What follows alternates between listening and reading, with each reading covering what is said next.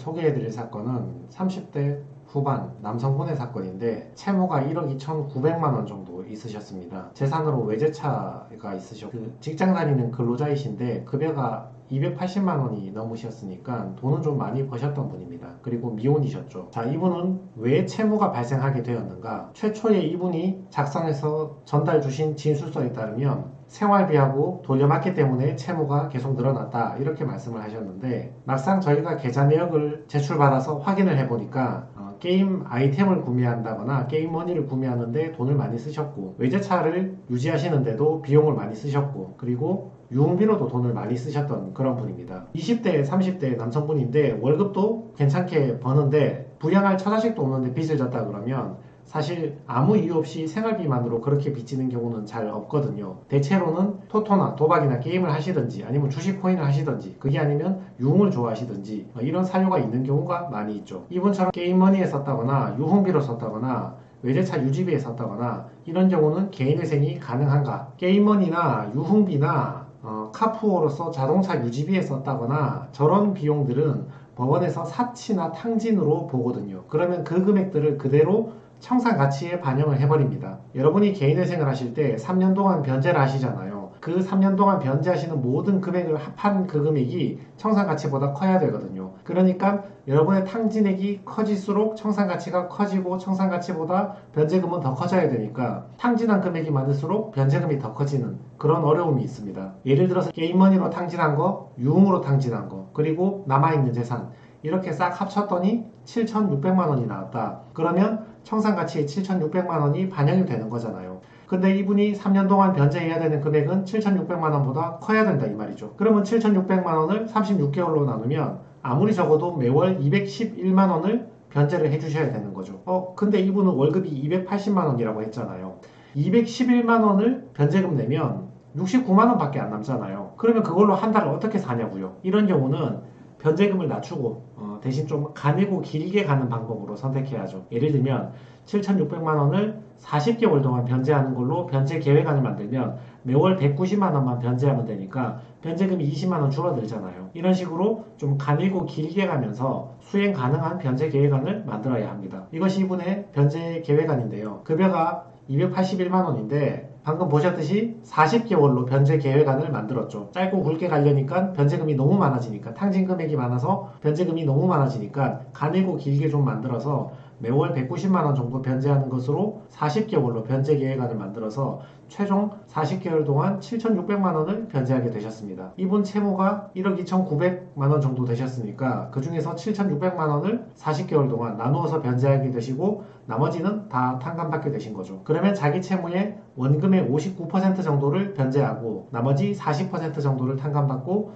이자는 이제 다 탕감받게 되는 거죠. 자, 제 다른 영상 보시면 뭐 5%, 10%, 12% 이런 변제율도 많이 있으셨는데 이분은 59%이니까 상대적으로 변제율이 높게 나오신 거잖아요. 그러면 이런 사람들처럼 변제율이 높은 사람은 어떤 특징이 있는가? 도대체 왜 이런 사람들은 변제금이 높게 나오는가?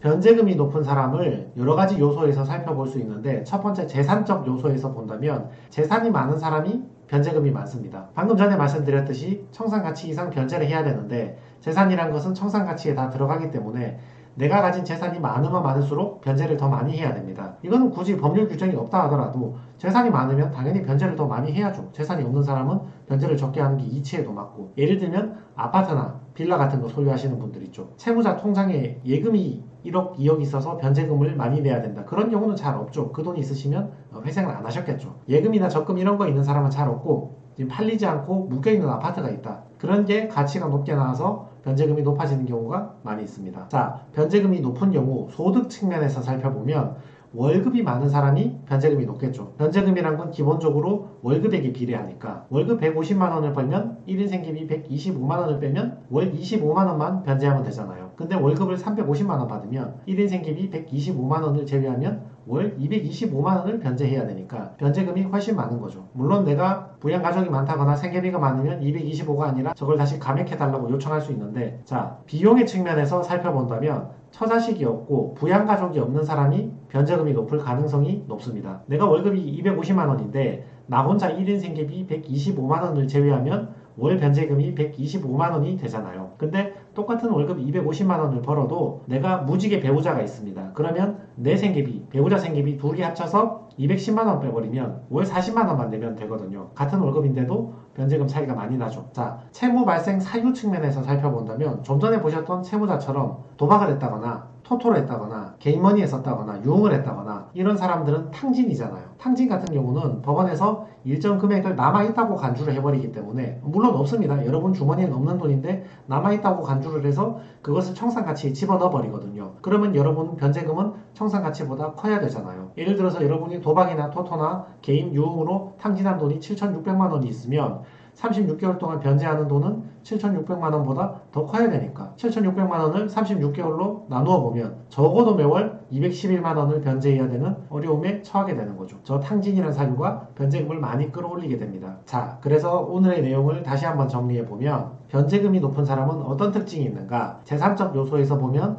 아파트나 빌라 같은 걸 소유하고 있는 사람은 변제금이 높을 가능성이 높다. 단 담보대출이 꽉 차 있다. 이게 완전 갭투자에서 영끌이다. 이런 경우에는 순자산 가치는 얼마 없기 때문에 그런 분들은 변제금이 낮게 나옵니다. 두 번째, 소득의 측면에서 보면 상대적으로 월급이 높은 사람은 변제금이 높을 가능성이 높고 월급이 낮은 사람은 변제금이 낮을 가능성이 높죠. 세 번째, 비용의 측면에서 본다면 내가 월급이 높다고 하더라도 배우자도 있고 자식도 있고 부모님도 모시고 이렇게 가족이 많으면 그 사람들 부양해야 된다는 이유로 변제금을 계속 내려버릴 수 있으니까 변제금이 낮고 처자식도 없고 싱글이다 이러면 변제금이 높을 가능성이 높죠. 채무 발생 사유 이 측면에서 살펴본다면 도박, 개인, 유흥 이렇게 탕진성 사유가 많은 사람은 청산가치가 높아지니까 변제금이 자꾸 높아지는 경향이 있다. 그리고 반대로 필수적인 생활비나 자녀 키우는 데 들어간 돈이나 사업하는 데 쓴 돈, 아니면 이자 돌려막기에 쓴 돈, 병원비에 쓴 돈 이렇게 정당한 사유로 채무가 발생한 사람은 변제금이 낮을 가능성이 높죠. 자, 내가 개인회생을 해야 되는데 변제금이 높으면 어떡하나 고민하시는 분들, 그리고 지금 재산이 많은 분들이나 월급 많은 분들, 그리고 미혼인 분들, 그리고 채무 발생 사유가 도박이나 게임이나 유흥인 분들에게 오늘 영상이 참고가 좀 되었으면 좋겠습니다. 특히 지금 재산이 많거나 소득이 많은 사람들은 개인회생을 신청하기 전에 좀 돌이켜보고 내가 지금 정리할 수 있는 재산은 어떻게 정리하는 게 좋은지 전문가에게 좀 물어보신다거나 아니면 소득이 높다 하더라도 내가 부양가족으로 어디까지 집어넣을 수 있는지 이런 것도 좀 미리 물어보시고 또 특히 사유 내가 지금 계좌 내역을 한번 열어보고 내가 이런저런 사유가 있을 때 이 정도 사유면 얼마 정도 청산가치가 반영될지 이런 것들을 사전에 꼼꼼하게 점검하시는 게 여러분 개인회생에서 좋은 결과를 낼 수 있는 비결이 될 수 있지 않을까 그렇게 생각합니다. 네, 이상입니다.